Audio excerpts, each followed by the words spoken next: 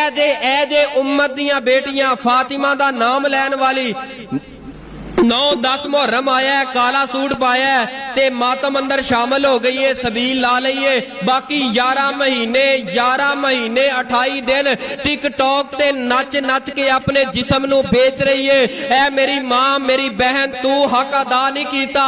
सैयदा फातिमा तू ज़हरा दे नाल मुहब्बत दा एक दिन मुहब्बत दा बना के अपने जिस्म नू ढक के सारा साल टिकटॉक ते नचे। ऐसी बेटी उम्मत दी बेटी नहीं हो सकती, ऐसी धी नहीं हो सकती जिन्हों अपनी इज्जत दा ख्याल नहीं, अपने जिस्म दा नहीं नहीं। लम्हा फिक्रिया है मेरे प्यारे भाईओ। 11 महीने 28-27 दिन जेड़े ने ए फहाशी और यानी ते चकलियां दे अड्डियां ते आन जान है। टिकटॉक ते सोशल मीडिया दा इस्तेमाल इतना गंदा है। मेरे टिकटॉक ते फॉलोवर किन्ने ने? ए फॉलोवर केड़े ने?